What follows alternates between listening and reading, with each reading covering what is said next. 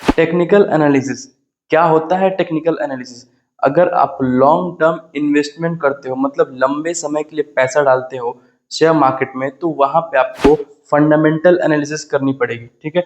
लेकिन अगर आप शॉर्ट टर्म ट्रेडिंग करना चाहते हो, मतलब आप जल्दी पैसा मार्केट में डाल के जल्दी पैसा बना के निकलना चाहते हो, जैसे 1 मिनट, 5 मिनट, 15 मिनट या 1 वीक या 1 मंथ तक शॉर्ट टर्म आप ट्रेडिंग करना चाहते हो, तो वहां पे आपको टेक्निकल एनालिसिस करनी पड़ेगी। ठीक है। तो चलिए समझते हैं टेक्निकल एनालिसिस को। सबसे पहले आप समझ लो टेक्निकल एनालिसिस का मतलब क्या होता है। तो इसका मतलब होता है प्राइस और वॉल्यूम को स्टडी करके फ्यूचर में मार्केट के ट्रेंड का पता करना, मार्केट के ट्रेंड को समझना कि फ्यूचर में ये अप जाएगा या डाउन जाएगा। ठीक है। चलिए सिंपल भाषा में बात करें तो इसका मतलब होता है चार्ट को देखना और समझना, और चार्ट को देख के समझ के मालूम करना कि मार्केट प्राइस ऊपर जाएगा या नीचे जाएगा। बस यही होता है टेक्निकल एनालिसिस। और इसके अंदर हमें क्या क्या देखना और समझना होता है वो मैं आपको बताऊंगा। सबसे पहले आप जान लो, सबसे पहले इसमें ट्रेंड को देखा जाता है, ट्रेंड को समझा जाता है। तो चलिए पहले ट्रेंड को समझते हैं हम। दोस्तों वीडियो समझ में आ रहा हो तो प्लीज इसको एक लाइक कर देना और हमारे चैनल को सब्सक्राइब कर देना। एक स्टॉक का एनालिसिस करने के लिए सबसे पहले मार्केट के ट्रेंड को समझना होगा कि मार्केट किस ट्रेंड में है। तो यहाँ पे देखिए, आपने देखा होगा कि जब मार्केट ऊपर जाता है तो एकदम से ऐसे ऊपर नहीं जाता, वो कुछ इस तरीके से मार्केट ऊपर जाता है। लेकिन जब नीचे आता है तो वो भी एकदम से ऐसे नहीं आता, कुछ इस प्रकार से मार्केट नीचे आता है। ठीक है। और कभी कभी मार्केट ना ऊपर जाता है ना नीचे जाता है, साइडवेज ऐसे एक जगह ही मूव करते रहता है। ऐसे एक जगह ही मार्केट मूव करते रहता है, ना ऊपर जाएगा ना नीचे जाएगा। इसी को बोलते हैं अप ट्रेंड। जब मार्केट ऊपर जाता है तो इसको बोलते हैं अप ट्रेंड। जब मार्केट ऐसे नीचे आता है तो इसको बोलते हैं डाउन ट्रेंड। जब मार्केट ऐसे साइडवेज चलता है तो इसको बोलते हैं साइडवेज ट्रेंड, एक डायरेक्शन में जब मार्केट चलता है तो। और इसके बाद जब मार्केट ऐसे मूव करता है ऊपर की साइड, जब ऐसे जाता है, जो फर्स्ट मार्केट यहाँ से हाई बनाता है तो यहाँ पे इसको बोलते हैं हाइयर हाई। फिर उसके बाद जब मार्केट यहाँ से थोड़ा सा नीचे आता है, अपना लो बनाता है, तो इसको बोलते हैं हाइयर लो। ठीक है। फिर जब मार्केट यहाँ से फिर ऊपर उठता है, फिर उसको बोलते हैं हाइयर हाई। फिर मार्केट उसके नीचे जब दूसरा हाइयर लो बनाता है तो उसको बोलते हैं हाइयर लो। और हाइयर लो कब बनता है? जब फर्स्ट वाले हाइयर लो से जब मार्केट ऊपर चला जाए, यहाँ से मार्केट ऊपर चला जाए, उसको हाइयर लो बोलते हैं।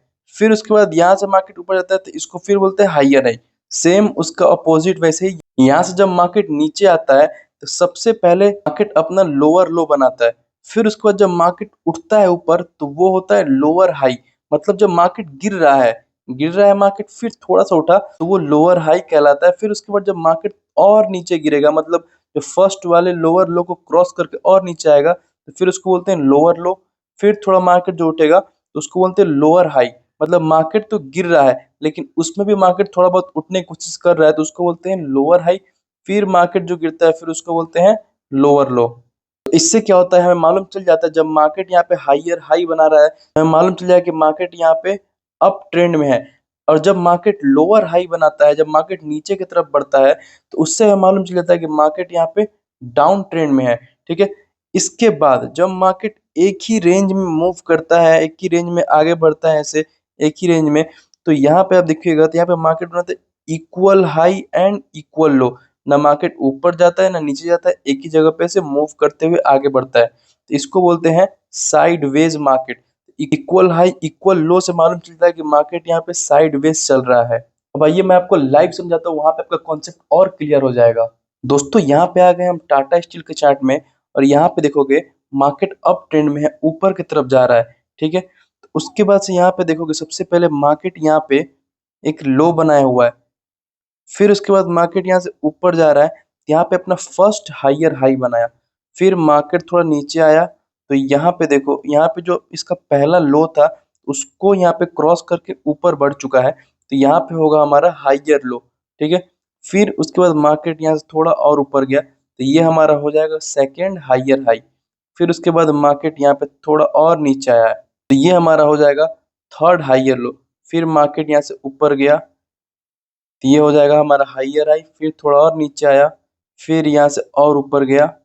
तो ऐसे में मालूम चल जाता है हाइयर हाई हाइयर लो से कि मार्केट यहाँ पे अप ट्रेंड में है, ऊपर की तरफ मार्केट यहाँ पे बढ़ रहा है। मैं आपको दिखाता हूँ यहाँ पे लोअर लो कैसे बन रहा है। यहाँ पे आप देखोगे यहाँ पे मार्केट नीचे की तरफ आ रहा है, ठीक है। तो यहाँ पे देखो मार्केट ने अपना हाई बनाया हुआ है, फिर उसके बाद मार्केट यहाँ से थोड़ा सा नीचे आया, आने के बाद यहाँ पे अपना लो बनाया, उसके बाद से यहाँ पे थोड़ा सा ऊपर उठने की कोशिश किया, यहाँ पे फर्स्ट बना लोअर हाई, फिर उसके बाद से मार्केट यहाँ से और नीचे आ गया, तो यहाँ पे इसका बना लोअर लो। फिर यहाँ से भी मार्केट थोड़ा ऊपर उठने की कोशिश किया लेकिन उठ नहीं पाया, फिर यहाँ पे और नीचे आया, तो यहाँ पे एक और बना यहाँ पे लोअर लो। फिर यहाँ से मार्केट ऊपर उठने की कोशिश किया, तो यहाँ पे बना इसका लोअर हाई, फिर मार्केट यहाँ पे और नीचे आ गया। तो ऐसे यहाँ पे भी लोअर हाई लोअर लो से मालूम चला हमें मार्केट का ट्रेंड नीचे की तरफ है।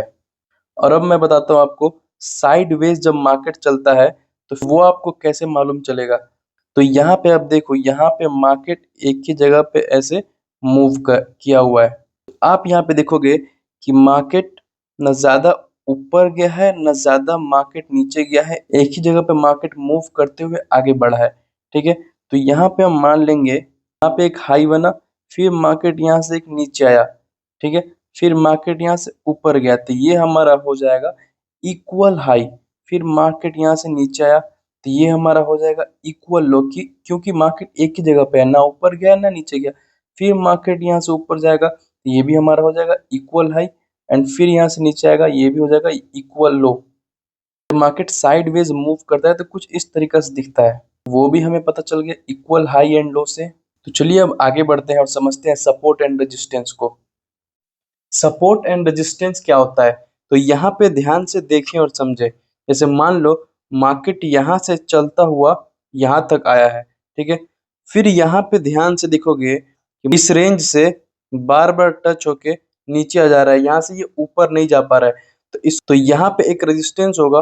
और फिर यहाँ पे नीचे देखो, यहाँ पे मार्केट इस रेंज से नीचे नहीं आ रहा है, बार बार बाउंस बैक हो जा रहा है, मार्केट यहाँ से ऊपर चला जा रहा है इस रेंज से, तो यहाँ पे एक हमारा सपोर्ट होगा, ठीक है। जैसे आप यहाँ पे भी देखोगे तो यहाँ पे भी इस रेंज से मार्केट यहाँ पे टच होके नीचे जा रहा है, तो यहाँ पे इसका एक रेजिस्टेंस होगा। फिर यहाँ पे नीचे देखोगे, यहाँ पे मार्केट यहाँ पे नीचे आया है, फिर यहाँ पे थोड़ा ऊपर गया है, फिर यहाँ से नीचे आ गया है, मतलब यहाँ पे सपोर्ट को ब्रेक डाउन कर दिया है, क्योंकि यहाँ पे एक सपोर्ट बनना था पहले से, तो यहाँ पे इसने सपोर्ट को ब्रेक डाउन करके सपोर्ट को तोड़ के फिर यहाँ से नीचे आ गया। फिर यहाँ पे नीचे आया दूसरे सपोर्ट पे, यहाँ पे फिर मार्केट सपोर्ट पे टच होके ऊपर गया, एंड फिर यहाँ पे ऊपर रेजिस्टेंस से टच होकर मार्केट नीचे आया। फिर ऐसे ही मार्केट यहाँ तक आगे बढ़ा, चल के यहाँ पे एक सपोर्ट है, तो यहाँ पे आप बाई कर सकते हो, क्योंकि यहाँ पे चांस है मार्केट ऊपर फिर जा सकता है यहाँ से। और अगर यहाँ पे इसने सपोर्ट को ब्रेक किया, जैसे यहाँ पे पहले यहाँ पे ब्रेक किया हुआ है, अगर यहाँ पे भी सपोर्ट को ब्रेक किया तो यहाँ पे चांस है कि मार्केट डाउन ट्रेंड में जा सकता है। एक बार और मैं समझाता हूँ। सपोर्ट वो होता है जहां से मार्केट नीचे नहीं गिरता, बार बार बाउंस बैक हो जाता है, सपोर्ट वो होता है। और रेजिस्टेंस वो होता है जहां से मार्केट ऊपर नहीं उठता, बार बार नीचे की तरफ आ जाता है। और दोस्तों एक बात और जान लो, जहां पे 3 बार मार्केट बाउंस बैक करे, मतलब 3 बार सपोर्ट से मार्केट ऊपर जाए, तो वहां पे एक स्ट्रॉन्ग सपोर्ट बनता है, मतलब वहां पे चांस होता है कि मार्केट ऊपर जाएगा, नीचे की तरफ जाने का चांस कम हो जाता है। और जहां पे 3 बार रेजिस्टेंस टच होता है, तो वहां पे चांस होता है कि मार्केट रेजिस्टेंस से टच होकर नीचे की तरफ आएगा। और अब आप यहाँ पे देखो, यहाँ पे मार्केट जब मूव कर रहा था तो यहाँ पे इसका रेजिस्टेंस तो ये पूरा था, लेकिन इसका सपोर्ट ये इतना ही था। क्यों? क्योंकि मार्केट यहाँ से ब्रेक डाउन कर दिया है, मतलब यहाँ पे मार्केट सपोर्ट को तोड़ के नीचे चला गया है, तो यहाँ पे सपोर्ट जो था तो यहाँ से टूट गया, ठीक है। फिर उसके बाद से अब ये लेवल एक रेजिस्टेंस लेवल हो जाएगा, जैसे यहाँ पे आप देख सकते हो ये लेवल एक रेजिस्टेंस लेवल हो गया है। फिर उसका जो दूसरा सपोर्ट बनेगा, जहां से मार्केट बार बार बाउंस बैक मारे, तो वहां पे उसका दूसरा सपोर्ट बनेगा, ठीक है। तो एक एग्जांपल और मैं आपको दिखाता हूँ। जैसे आप यहाँ पे देखो, मार्केट यहाँ से उठा है तो यहाँ पे इसने एक सपोर्ट बनाया हुआ है, ठीक है। फिर मार्केट यहाँ पे बार बार यहाँ पे अपने रेजिस्टेंस को टच करके मार्केट यहाँ पे नीचे आता था, फिर यहाँ पे देखो अपने रेजिस्टेंस को ब्रेकआउट करके मार्केट यहाँ पे ऊपर की तरफ चला गया है। तो यहाँ पे जब तक मार्केट यहाँ पे ब्रेकआउट नहीं किया था, तब तक यहाँ पे मार्केट का रेजिस्टेंस यहाँ तक था, ठीक है। लेकिन जब मार्केट जहाँ से ब्रेकआउट करता है वहाँ से वो उसका सपोर्ट बन जाता है। जैसा कि आप यहाँ पे देख सकते हो कि मार्केट यहाँ पे बार-बार ऊपर बढ़ रहा है, नीचे की तरफ जब यहाँ पे आ रहा है तो बार-बार यहाँ से मार्केट बाउंस बैक होके ऊपर की तरफ चला जा रहा है। फिर उसके बाद जब मार्केट ऊपर जाएगा, तो ऊपर जाके जब दूसरा रेजिस्टेंस बनेगा, तो यहाँ से मार्केट बार-बार टच होके नीचे आएगा रेजिस्टेंस से। तो इसी को बोलते हैं सपोर्ट एंड रेजिस्टेंस। तो यहाँ पे चार्ट पे आप समझो, दोस्तों मार्केट का चार्ट देखने के लिए आप ट्रेडिंग व्यू का यूज़ कर सकते हो। तो यहाँ पे आप देखोगे तो इसमें आप मालूम कैसे कर पाओगे कि कहाँ पे सपोर्ट होगा, कहाँ पे रेजिस्टेंस होगा। सबसे पहले आप वहाँ पे लाइन ड्रॉ करोगे जहाँ से बार-बार मार्केट बाउंस बैक हुआ हो। तो यहाँ पे आप देख सकते हो, यहाँ पे मैंने एक लाइन ड्रॉ कर दी है जहाँ से मार्केट यहाँ से बार-बार बाउंस बैक हुआ है। तो ये एक हमारा सपोर्ट की तरह काम करेगा और आप यहाँ पे देख सकते हो, यहाँ से मार्केट बार-बार यहाँ से नीचे आया हुआ है। तो ये एक हमारा रेजिस्टेंस की तरह काम करेगा, ठीक है? उसके बाद आप इस चार्ट के अंदर भी देखोगे जहाँ से मार्केट बार-बार बाउंस बैक किया हो, जैसे यहाँ पे और यहाँ पे और फिर यहाँ पे भी और साथ ही साथ यहाँ पे भी, ठीक है? तो यहाँ पे मार्केट नीचे आया है, फिर यहाँ से ऊपर चला गया है, ठीक है? तो आप एक यहाँ पे भी लाइन ड्रॉ कर लोगे, ठीक है? इस तरीक़ा से। दोस्तों यहाँ पे आप कन्फ्यूज़ ना होना ये सोच के कि यहाँ पे कई जगह एकदम कैंडल बराबर यहाँ पे नहीं मिल पा रहे हैं। यहाँ पे कैंडल थोड़ा ऊपर नीचे होते ही रहता है। और एक यहाँ पे भी आप रेजिस्टेंस मालूम कर सकते हो, जैसे आप यहाँ पे देखो, यहाँ से मार्केट यहाँ से बार-बार नीचे की तरफ आया है, ठीक है? यहाँ पे देखो, एक बार यहाँ पे आया है मार्केट टच होके नीचे, एक बार यहाँ पे आया है मार्केट टच होके नीचे और एक बार यहाँ पे। तो मैंने आपको बताया जहाँ पे 3 बार से ज़्यादा मार्केट टच होके नीचे जाए या फिर लाइन को टच होके मार्केट नीचे से ऊपर जाए, तो वहाँ पे एक स्ट्रॉन्ग सपोर्ट एंड रेजिस्टेंस बनता है, ठीक है? तो इस तरीके से आप अपने सपोर्ट एंड रेजिस्टेंस को मार्क कर सकते हो और आपको ओनली एक सपोर्ट एंड रेजिस्टेंस से मालूम नहीं चलेगा मार्केट का डायरेक्शन। इसके लिए और भी कुछ इंडिकेटर्स टूल्स का यूज़ किया जाता है मार्केट का डायरेक्शन पता करने के लिए। जैसे आप यहाँ पे वॉल्यूम इंडिकेटर का भी यूज़ कर सकते हो। तो यहाँ पे आपको इंडिकेटर में आके लिखना है वॉल्यूम। तो यहाँ पे ऐसे वॉल्यूम को चूज़ कर लेना है। फिर उस फिर उसके बाद नीचे देखोगे यहाँ पे कुछ आपको बार्स नज़र आने लगेंगे, ठीक है?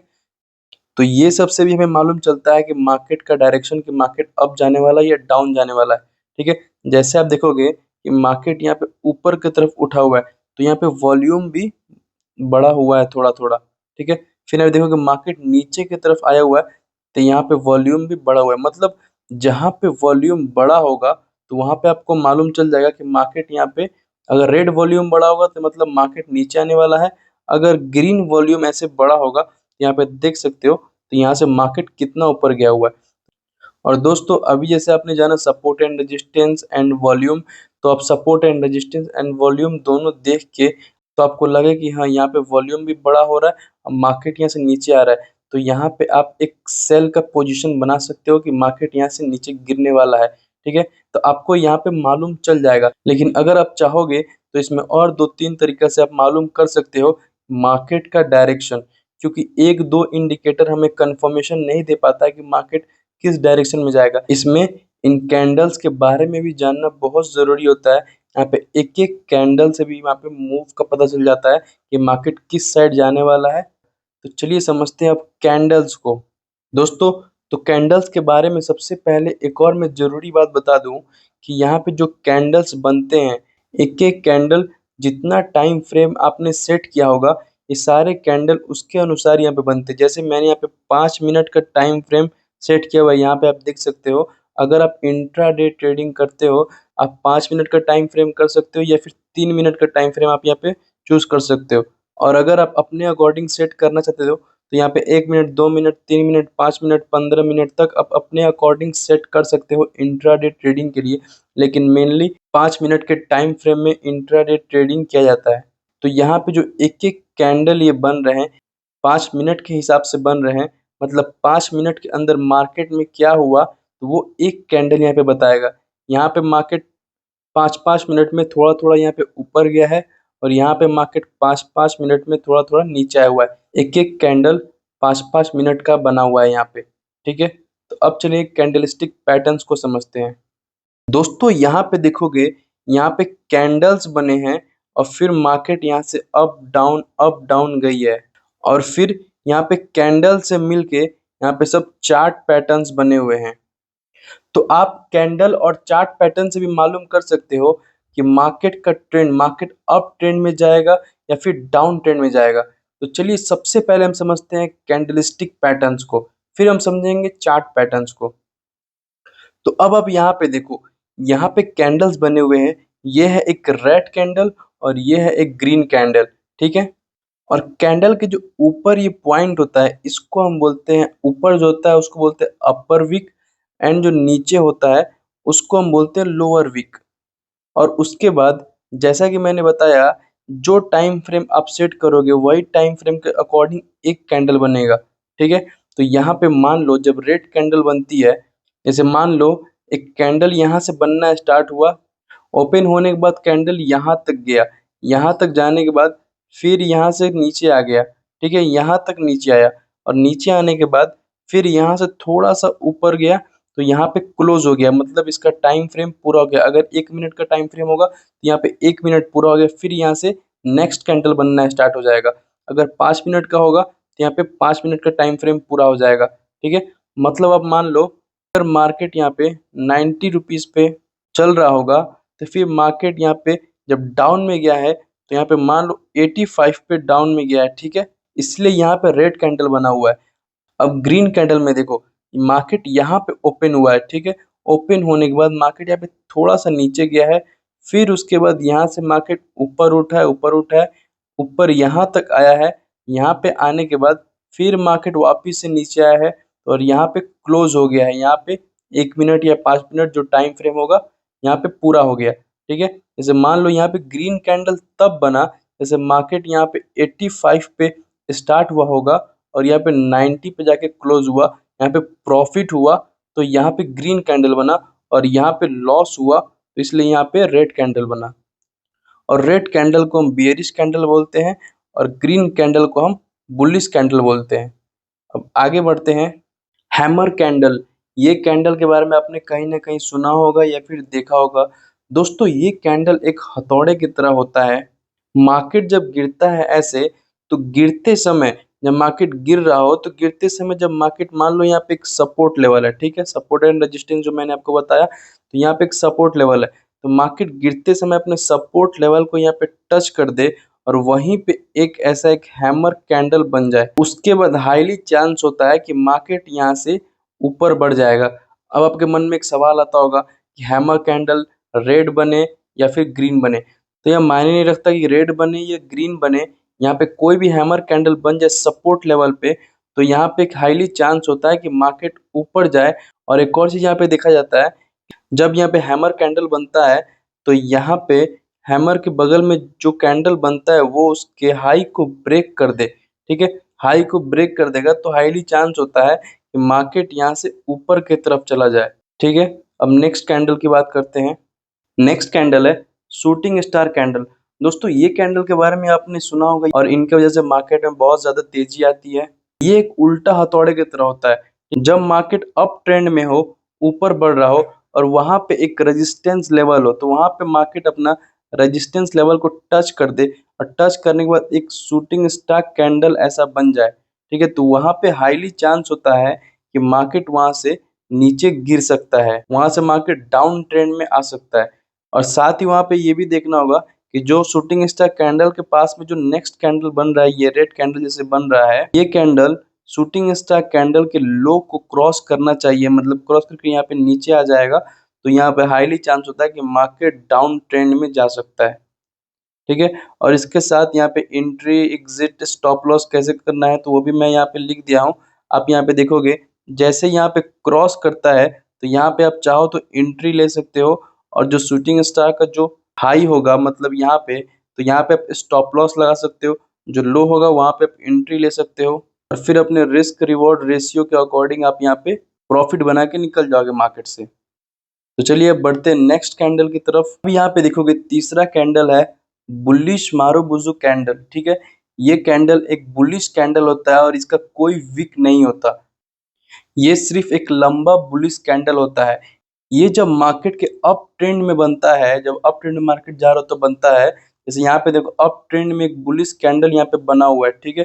तो इससे ये संभव हो जाता है कि मार्केट का ट्रेंड बरकरार रहेगा, मतलब और मार्केट अप ट्रेंड में और ऊपर जाएगा, ठीक है। लेकिन जब यहाँ पे मार्केट गिरता है, गिरते हुए मार्केट में अगर वो बनता है और जब मार्केट अपने सपोर्ट लेवल को टच करता है, ठीक है, खासकर जब सपोर्ट लेवल को टच करता है और वहां पे एक बन जाता है बुलिश मारुबुजु कैंडल, और उसके बाद जो नेक्स्ट कैंडल बनता है वो इसके हाई को ब्रेक कर दे, उसके बाद से यहाँ पे हाईली चांस होता है कि मार्केट अप चला जाए, अप जाने का चांस ज्यादा होता है, अप ट्रेंड में जा सकता है यहाँ से मार्केट। इसी को बोलते हैं बुलिश मारुबुजु कैंडल। और इसके साथ आप यहाँ पे देख सकते हो, इसमें आपको एंट्री कहाँ पे लेना है और स्टॉप लॉस कहाँ पे लगाना है। जैसे यहाँ पे जब ये क्रॉस करेगा सेकंड कैंडल, जब ये कैंडल बुलिश मारुबुजु को क्रॉस करके यहाँ पे ऊपर की तरफ बढ़ेगा, तो यहाँ पे आपको एंट्री लेनी है इस लेवल पे, और बुलिश कैंडल का जो लो होगा वहां पे आपको स्टॉप लॉस लगाना है। अब आगे बढ़ते हैं नेक्स्ट कैंडल की तरफ। अब नेक्स्ट कैंडल आता है बियरिश मारुबुजु कैंडल। ये कैंडल का open price, high price, low price and closing price ये सब कुछ सेम होता है और इसमें कोई विक नहीं होती। दोस्तों ये कैंडल मार्केट के डाउन ट्रेंड में अगर ये बनता है, जैसे मार्केट नीचे की तरफ जा रहा हो और ये कैंडल बना है, जैसे यहाँ पे आप देख सकते हो ये कैंडल बना है, तो इससे चांस होता है कि मार्केट यहाँ से और नीचे जाएगा, ठीक है। ये कैंडल कंफर्म करता है कि मार्केट अब और नीचे जाएगा, ठीक है। लेकिन जब मार्केट यहाँ पे अप ट्रेंड में बढ़ रहा ऊपर और मार्केट अपने रेजिस्टेंस तक पहुंचे, उसके बाद यहाँ पे बियरिश मारुबुजु कैंडल बन जाए, ठीक है, तो वहां पे हाईली चांस होता है कि मार्केट नीचे गिर सकता है। फिर उसके बाद जब नेक्स्ट कैंडल बने और वो बियरिश मारुबुजु कैंडल के लो को क्रॉस कर दे, क्रॉस करके नीचे आ जाए, तो इससे और कंफर्म मिल जाता है कि मार्केट नीचे आने वाला है, मतलब मार्केट डाउन ट्रेंड में जाने वाला है, ठीक है। और इसके साथ यहाँ पे स्टॉप लॉस, एंट्री, एग्जिट भी देख सकते हो। जब कैंडल बनता है और उसका नेक्स्ट कैंडल जब उसके लो को ब्रेक करके नीचे आ जाता है, तो यहाँ पे आपको एंट्री लेनी है क्योंकि यहाँ से मार्केट नीचे जाने वाला है। बियरिश मारुबुजु कैंडल का जो हाई होता है वहां पे आपको स्टॉप लॉस लगाना है। अब आगे बढ़ते हैं नेक्स्ट कैंडल की तरफ।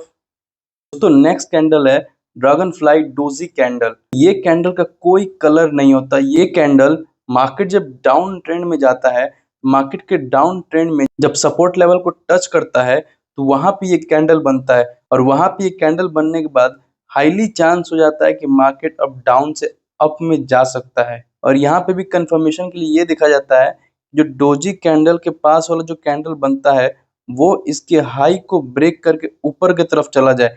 जैसे यहाँ पे इसने इसके हाई को ब्रेक करके ऊपर की तरफ चला गया है, तो यहाँ पे जब ये ब्रेक करके ऊपर की तरफ चला जाएगा, तो यहाँ पे हाईली चांस हो जाता है कि मार्केट यहाँ पे अप ट्रेंड में जा सकता है, डाउन ट्रेंड से अप ट्रेंड में जा सकता है, ठीक है। और इसके अलावा यहाँ पे एंट्री, स्टॉप लॉस कैसे लेना है वो भी मैं यहाँ पे लिख दिया हूँ। आगे बढ़ते हैं नेक्स्ट कैंडल की तरफ। नेक्स्ट कैंडल है ट्विज़र बॉटम। दोस्तों दोनों कैंडल का जो लो होता है वो एक बराबर होता है। पहला कैंडल बियरिश होता है और दूसरा कैंडल बुलिश होता है। ये पैटर्न मार्केट के डाउन ट्रेंड में बनता है सपोर्ट लेवल के पास, ठीक है। और जब ये बनता है तब वहां से चांस होता है कि मार्केट यहाँ से ऊपर जा सकता है, तेजी से मार्केट ऊपर जा सकता है। और ये कैसे बनता है, पहले ये रेड बनेगा फिर उसके बाद ये ग्रीन बनेगा, तो इसको बोलते हैं ट्विज़र बॉटम कैंडल। अब नेक्स्ट कैंडल की तरफ चलते हैं।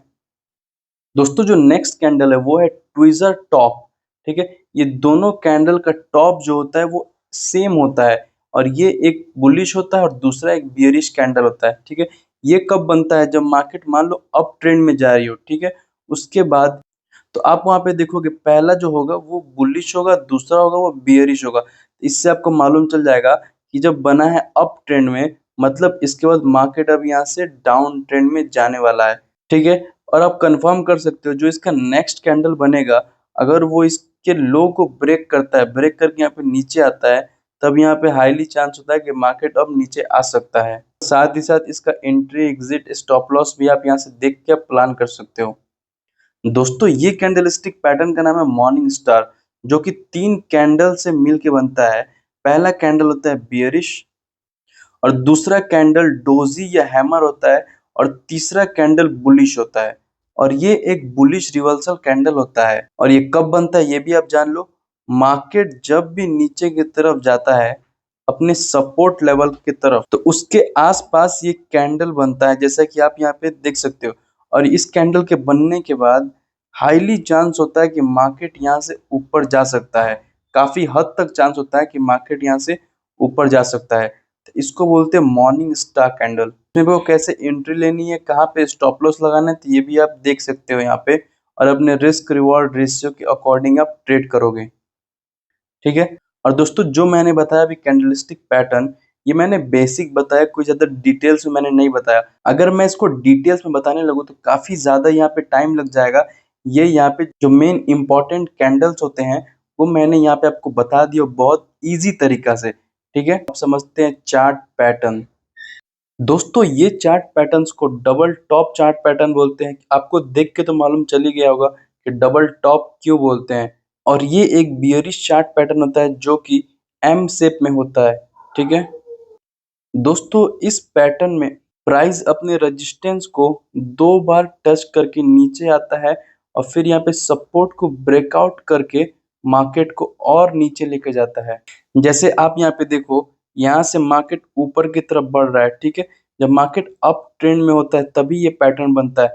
फिर उसके बाद मार्केट यहाँ पे थोड़ा सा नीचे आया, फिर और ऊपर गया, फिर यहाँ से नीचे आया, तो ये एक एम पैटर्न में बना। उसके बाद से मार्केट यहाँ से और ऊपर थोड़ा जाके फिर यहाँ से सीधा नीचे आ गया है।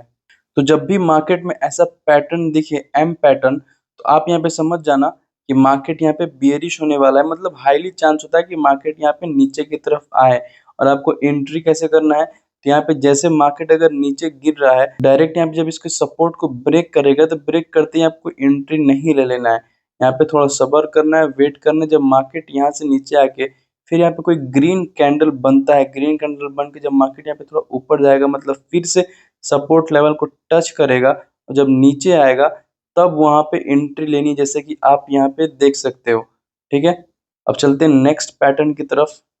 दोस्तों ये पैटर्न का नाम है डबल बॉटम पैटर्न और ये एक डब्लू के शेप में होता है, ठीक है। और जब ये पैटर्न बनता है तो हमें मालूम चलता है कि मार्केट अब यहाँ से ऊपर जाने वाला है। ये एक बुलिश पैटर्न है। तो यहाँ पे कुछ इस तरीका से ये पैटर्न बनता है। जब मार्केट बियरिश हो, मार्केट यहाँ से नीचे की तरफ आ रहा हो, फिर उसके बाद जब मार्केट यहाँ से थोड़ा सा नीचे की तरफ आए, फिर थोड़ा सा यहाँ पे उठे, अपने रेजिस्टेंस को टच करे, फिर उसके बाद मार्केट अपने सपोर्ट को टच करे। मतलब यहाँ पे 2 बार जब अपने सपोर्ट को टच करके जब मार्केट उठे तो वहां पे चांस बनता है कि यहाँ पे रेजिस्टेंस को ब्रेक करके मार्केट यहाँ से ऊपर जा सकता है। मतलब यहाँ पे एक अप ट्रेंड बन सकता है। उसके बाद आपको यहाँ पे entry, stop loss, exit, target कैसे करना है तो वो आप यहाँ पे देख सकते हो। यहाँ पे जब ये अपने रेजिस्टेंस को क्रॉस करके जब ये ऊपर जाएगा, ब्रेक करके ऊपर जाएगा, तो यहाँ पे जैसे आप यहाँ पे देखोगे ब्रेक करके ऊपर गया है, तो जो यहाँ पे ब्रेक करेगा कैंडल, इसको छोड़ के जो नेक्स्ट कैंडल बनेगा इस पे आप एंट्री लोगे और इसका पहले वाला कैंडल जो होगा इस पे आपका स्टॉप लॉस होगा। अब बढ़ते हैं नेक्स्ट कैंडल की तरफ। दोस्तों ये पैटर्न का नाम है ट्रिपल टॉप पैटर्न। ये एक बियरिश पैटर्न होता है। जब मार्केट अप ट्रेंड में बढ़ता है और 3 बार अपने रेजिस्टेंस को टच करके मार्केट नीचे आता है तो वहां पे हाईली चांस होता है कि मार्केट अपने ये सपोर्ट को ब्रेक करके और नीचे आ जाए। मतलब डाउन ट्रेंड में मार्केट जाने का चांसेस होता है। जैसा कि आप यहाँ पे कैंडल्स के अकॉर्डिंग देख सकते हो, यहाँ पे मार्केट ऊपर की तरफ बढ़ रहा है, बुलिश मार्केट है। फिर यहाँ पे एक बार रेजिस्टेंस पे अपना टच हुआ, फिर नीचे आया, दूसरा बार अपना रेजिस्टेंस में टच हुआ, फिर नीचे आया, फिर तीसरा बार अपने रेजिस्टेंस में टच हुआ और फिर यहाँ से नीचे आया और यहाँ पे ब्रेक डाउन करके मार्केट यहाँ से नीचे आ गया। तो इसको बोलते हैं ट्रिपल टॉप पैटर्न। ये पैटर्न इंसान के शोल्डर और सर, दूसरा शोल्डर के जैसा होता है। जैसे कि आप यहाँ पे देख लो, एक शोल्डर, ये दूसरा शोल्डर और ये सर। इस पैटर्न में फर्स्ट मार्केट ऊपर जाता है और अपने रेजिस्टेंस को टच करके नीचे आता है, ठीक है। फिर सेकंड बार में मार्केट थोड़ा और ऊपर जाता है, फिर अपने रेजिस्टेंस को टच करके नीचे आता है। फिर थर्ड बार में और जाता है, अपने रेजिस्टेंस को टच करके फिर नीचे आता है। देखिए एक यहाँ पे रेजिस्टेंस बनेगा इसका और एक यहाँ पे इसका बनेगा, ठीक है। उसके बाद से टच करके आने के बाद से यहाँ पे हाईली चांस होता है कि ये अपने अब यहाँ पे ये जो सपोर्ट होगा अपने सपोर्ट को ब्रेक करके यहाँ पे और नीचे आ जाए मार्केट को लेके। तो मेनली इसमें 3 बार अपने रेजिस्टेंस को टच करता है, उसके बाद से सपोर्ट को अपने ब्रेक करके यहाँ से मार्केट को नीचे लेके आ जाता है। जब ये पैटर्न बनता है तो हाईली चांस होता है कि वहां पे मार्केट डाउन ट्रेंड में जा सकता है, और इसी को बोलते हैं हेड एंड शोल्डर पैटर्न। और इसमें आप एंट्री एग्जिट स्टॉप लॉस कैसे लगाओगे तो वो भी आप यहाँ से देख सकते हो। तो दोस्तों इस पैटर्न का नाम है inverted head and shoulder pattern. मतलब जो आपने इससे पहले देखा हेड एंड शोल्डर पैटर्न, ये ठीक उसका उल्टा है। ठीक है, इसमें क्या होता है, वो एक बियरिश पैटर्न था और ये एक बुलिश पैटर्न है। जब मार्केट 3 बार अपने सपोर्ट से टच करे, से एक बार यहाँ पे सपोर्ट से टच किया, ठीक है, फिर दूसरा बार अपने रेजिस्टेंस से टच किया, फिर तीसरा बार अपने जो सपोर्ट से टच किया तो थोड़ा और नीचे ले गया, फिर उसके बाद यहाँ पे फिर एक अपने रेजिस्टेंस से टच किया, फिर उसके बाद यहाँ पे अपने सपोर्ट से टच किया। मतलब 2 बार अपने सपोर्ट से टच करेगा, सेम होगा, ठीक है, उसके बाद बीच में जो उसका सपोर्ट होगा, उसका सपोर्ट लेवल ब्रेक करके थोड़ा सा वो नीचे होगा। ठीक है, मतलब उल्टा हेड एंड शोल्डर पैटर्न। ठीक है, जैसा कि आपने पहले देखा था। तो कुछ इस प्रकार का जब पैटर्न बनेगा तो वहां पे हाईली चांस होता है कि मार्केट वहां पे अप ट्रेंड में जाए, मार्केट वहां पे बुलिश होने का हाईली चांसेस होता है। तो इसको बोलते हैं inverted head and shoulder pattern. ठीक है, आगे बढ़ते हैं अब। दोस्तों ये पैटर्न को बोलते हैं बुलिश रेक्टेंगल पैटर्न। ठीक है, ये कुछ इस तरीका से होता है जो आप देख सकते हो। उसके बाद से ये तब बनता है जब मार्केट, मान लो यहाँ पे एक साइड में मार्केट यहाँ पे मूव कर रहा है, ठीक है, एक सपोर्ट नीचे बना हुआ है, एक रेजिस्टेंस ऊपर बना हुआ है, और मार्केट यहाँ पे मूव कर रहा है। इसमें 3 बार जब अपने रेजिस्टेंस को टच कर दे, पहले एक बार यहाँ पे टच किया, दूसरा यहाँ पे टच किया एंड तीसरा यहाँ पे टच किया, और फिर 3 बार अपने सपोर्ट को टच कर दे। फर्स्ट यहाँ पे सपोर्ट टच किया, सेकेंड यहाँ पे, थर्ड यहाँ पे, 3 बार अपने रेजिस्टेंस एंड 3 बार अपने सपोर्ट को यहाँ पे जब टच करके मार्केट जब यहाँ पे ऊपर बढ़ता है तो वहां पे हाईली चांस होता है कि यहाँ पे मार्केट बुलिश हो सकता है, अप ट्रेंड में मार्केट जा सकता है। तो इसको बोलते हैं बुलिश रेक्टेंगल पैटर्न। और इसके अलावा इसमें यहाँ पे एंट्री एग्जिट टारगेट कैसे सेट करना है तो वो भी आप यहाँ पे देख सकते हो एंड स्क्रीनशॉट ले सकते हो। दोस्तों यहाँ पे मैंने जितना भी चार्ट पैटर्न बताया, कैंडलस्टिक पैटर्न बताया, तो याद करने के लिए आप यहाँ पे स्क्रीनशॉट ले सकते हो। और एक बात जान लो, ये जितना भी मैंने बताया ये सिर्फ एक बेसिक है, अभी इसमें कोई डिटेल से मैं बात नहीं किया हूँ। ये मैंने बहुत नॉर्मल तरीके से मैं आपको बता दिया हूँ कि आपको बस समझ में आ जाए कि चार्ट पैटर्न कैसे होता है, कैंडलस्टिक पैटर्न्स कैसे होता है, और जो जो main chart pattern candlestick patterns था वो मैं आपको बता दिया। ठीक है, तो अब बात करते हैं इंडिकेटर के बारे में। और मैं आपको एक इजी इंडिकेटर बताता हूं जिससे आप मार्केट के डायरेक्शन का कंफर्मेशन कर सकते हो कि मार्केट अप जाएगा या मार्केट डाउन जाएगा। तो यहाँ पे चार्ट पे देखिए और समझिए। यहाँ पे आप कोई भी अपने चार्टिंग सॉफ्टवेयर के अंदर आ जाओगे जिसमें आप चार्ट देखते हो, फिर उसके बाद आप यहाँ पे देखोगे एक इंडिकेटर का ऑप्शन दिखेगा, उस पर आप क्लिक करोगे। उसके बाद से आप यहाँ पे सर्च करोगे मूविंग एवरेज। तो यहाँ पे फर्स्ट पे आ गया मूविंग एवरेज एक्सपोनेंशियल। तो आपको इस पे 2 बार क्लिक कर देना है, क्योंकि इस स्ट्रेटजी में 2 बार मूविंग एवरेज का यूज होगा। उसके बाद से कुछ इस तरीके से आपको दिखेगा। तो यहाँ पे आप देखोगे ईएमए 9 पीरियड का है, तो इसके सेटिंग में कुछ चेंजेस करना पड़ेगा। ठीक है, सबसे पहले आप इसके सेटिंग पे क्लिक करोगे। उसके बाद जो यहाँ पे 9 लिखा हुआ है इसको कट करके यहाँ पे आप 20 लिखोगे, और इसके स्टाइल में जाके इसका कलर चेंज करके आप ग्रीन कलर कर दोगे। ठीक है, फिर इसका थिकनेस भी थोड़ा बढ़ा देते हैं। अब इसके बाद जो सेकेंड ईएमए है इसके भी सेटिंग में आके इसके इनपुट में जो 9 लिखा हुआ है इसको कट करके इसको 50 कर देते हैं। ठीक है, एक 9 पीरियड का ईएमए हो गया एंड एक 50 पीरियड का ईएमए हो गया, एंड इसके सेटिंग में जाके इस पर रेड कर देते हैं और इसका थिकनेस भी थोड़ा बढ़ा देते हैं। तो उसके बाद से आप यहाँ पे देख सकते हो हमारा इंडिकेटर लग गया है। लगने के बाद कुछ इस तरीके से ये इंडिकेटर दिखेगा। और दोस्तों ये एक सपोर्ट एंड रेजिस्टेंस की तरह भी काम करता है। जब ये लाइनें नीचे हो तो ये एक सपोर्ट की तरह काम करता है, और फिर यहाँ पे जब ये लाइनें ऊपर आ जाती हैं तब यहाँ से एक रेजिस्टेंस की तरह काम करता है, जिससे मालूम चलता है कि रेजिस्टेंस में यहाँ पे देखोगे मार्केट यहाँ पे नीचे की तरफ आया हुआ है, और जब ये नीचे है लाइन तो यहाँ पे मार्केट ऊपर की तरफ गया हुआ है। तो ये एक सपोर्ट एंड रेजिस्टेंस की तरह भी काम करता है। यहाँ पे देखोगे इसमें कई जगह क्रॉसओवर हुआ है, ये सबसे इंपॉर्टेंट है, आप इसको ध्यान से समझना। यहाँ पे देखोगे जब ये ग्रीन लाइन ये रेड लाइन को क्रॉस करके यहाँ पे ऊपर की तरफ गया हुआ है, तो यहाँ पे देखो मार्केट भी बहुत ऊपर गया हुआ है। ठीक है, और फिर यहाँ पे जब ये रेड लाइन क्रॉस करके ऊपर आया है, ग्रीन लाइन यहाँ पे नीचे क्रॉस करके ऊपर आया हुआ है, तब यहाँ पे मार्केट भी नीचे की तरफ आया हुआ है, ठीक है। तो इससे हमें मालूम चलता है जो लाइन ऊपर हो, मतलब अगर ग्रीन लाइन ऊपर हो तो मार्केट अप जाने वाला है, अगर रेड लाइन ऊपर हो तो मार्केट डाउन जाने वाला है, ठीक है। और आपको एग्जांपल दिखा देता हूँ। यहाँ पे मार्केट यहाँ पे क्रॉस करके रेड लाइन को क्रॉस करके यहाँ से ऊपर गया हुआ है ग्रीन लाइन, ठीक है। तो यहाँ पे देखो मार्केट कैसे यहाँ पे ऊपर की तरफ इतना ऊपर गया हुआ है। और दोस्तों मैं आपको बता दूं, सिर्फ मूविंग एवरेज के बेसिस पे आप यहाँ पे ट्रेड मत लेना, क्योंकि जरूरी नहीं है कि मूविंग एवरेज हर बार सही कंफर्मेशन दे। आप 2-3 तरीका से और एनालिसिस करके आप वहाँ पे सही से समझ के कि मार्केट अप जाना या डाउन जाने वाला है, तब वहाँ पे आप ट्रेड लेना। जैसे आप यहाँ पे देखो, जैसे मार्केट यहाँ से ऊपर गया हुआ है, ठीक है, साथ साथ आप वॉल्यूम भी देखना, यहाँ पे ग्रीन वॉल्यूम यहाँ पे कितना बड़ा है। रेड वॉल्यूम से बड़ा है ग्रीन वॉल्यूम, मतलब जब वॉल्यूम बड़ा होता है तो मतलब मार्केट ऊपर जाने वाला है। अगर यहाँ पे देखोगे रेड वॉल्यूम बड़ा है, यहाँ पे ग्रीन वॉल्यूम से रेड वॉल्यूम बड़ा है, तो यहाँ पे मार्केट थोड़ा बहुत नीचे आने की कोशिश किया हुआ है, ठीक है। और मैं आपको एग्जांपल दिखाता हूँ। जैसे आप यहाँ पे देखोगे, यहाँ पे रेड वॉल्यूम कितना बड़ा हुआ है, तो यहाँ पे देखो मार्केट यहाँ पे नीचे आया हुआ है। और आप यहाँ पे भी देखोगे, यहाँ पे जैसे जैसे रेड वॉल्यूम बड़ा है वैसे वैसे धीरे धीरे मार्केट नीचे आने की भी कोशिश किया है, लेकिन फिर मार्केट यहाँ पे ऊपर चला गया है।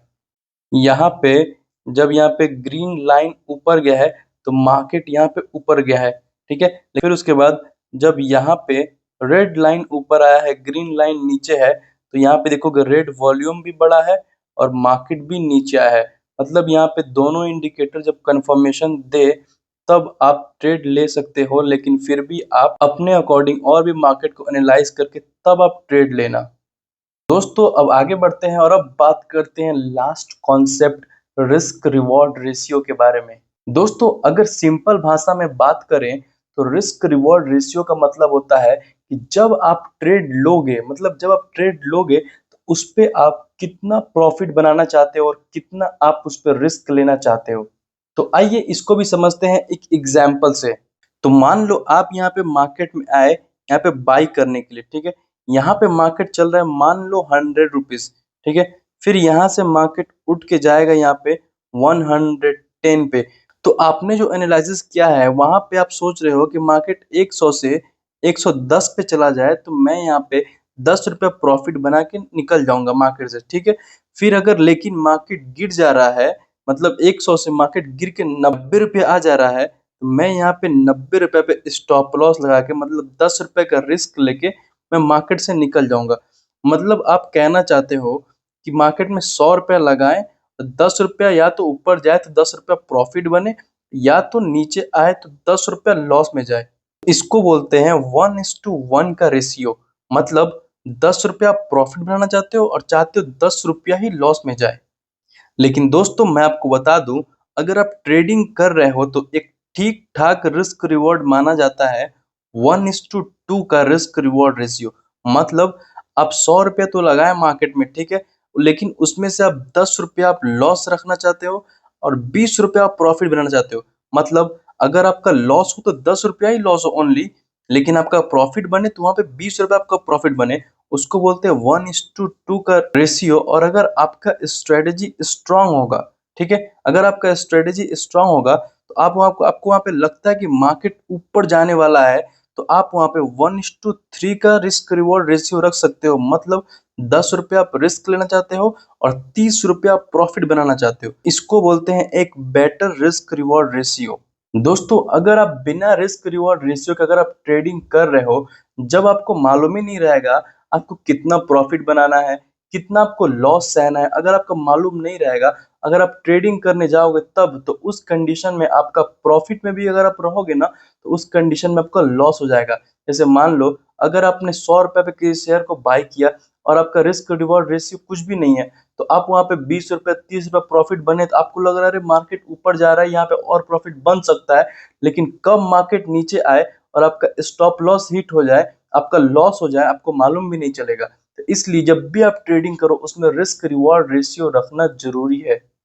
अगर आपको कुछ भी समझ में ना आया हो या फिर कुछ इसमें मिस हो गया हो या फिर इसमें आपको कुछ पूछना हो, कुछ प्रॉब्लम हो, तो कमेंट जरूर करना, मैं उस पर वीडियो जरूर बनाऊंगा, ठीक है। और साथ ही साथ लाइक सब्सक्राइब।